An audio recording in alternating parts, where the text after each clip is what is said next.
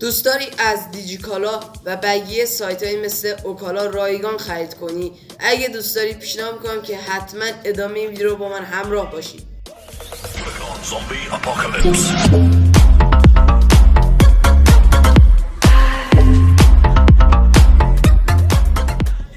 You guys چطورین بچه ها؟ من محمد و خیلی خوش اومدین به این ویدیو. دوستان عزیز، امروز یه آموزش فوق‌العاده خفن براتون دارم. امروز اومدم بهتون یاد بدم که چطور بتونید از دیجیکالا و بقیه سایت های مثل اوکالا رایگان خرید بکنید.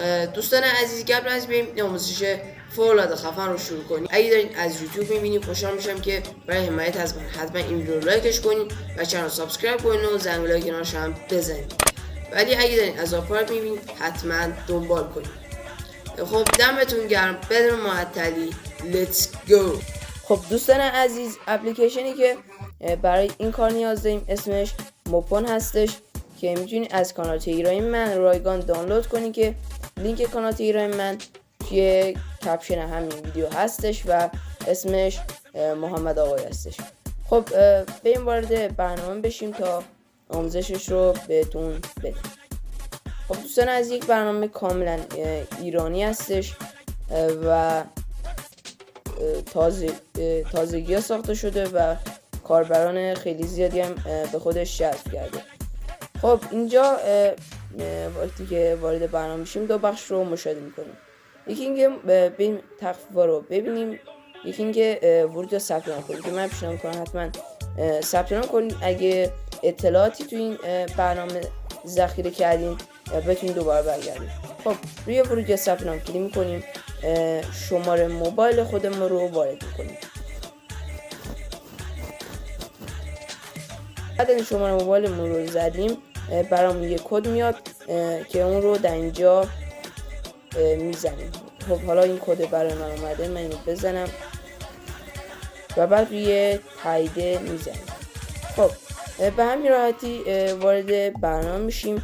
اینجا 4 بخش رو مشاهده میکنیم که اولیش همون هوم یا خانه هستش. اینجا میتونید کدا رو ببینید. مثلا میخوایم ما نوشته که 30,000 تومان تخفیف اولین خرید سوپرمارکت دیجیکالا. اینجا یه توضیحاتی بهتون داده.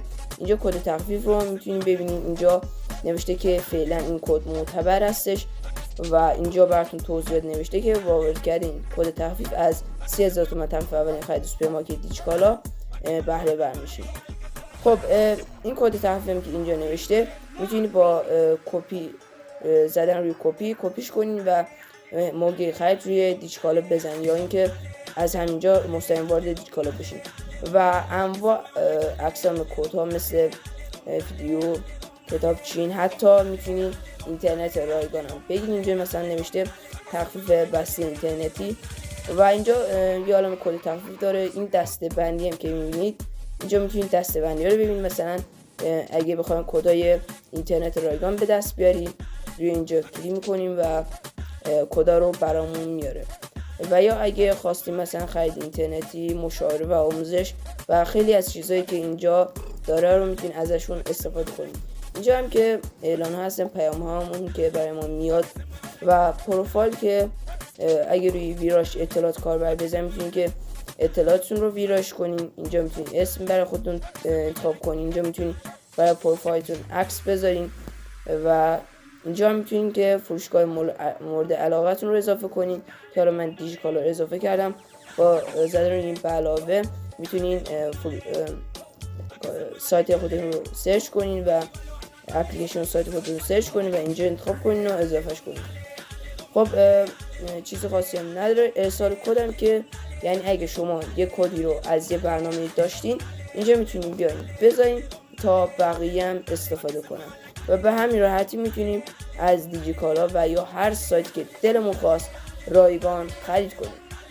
خب رفقا، با آخر ویدیو رسیدیم. اونم که تا اینجا از لذت کافی رو برده باشین و این آموزش براتون مفید بوده باشه.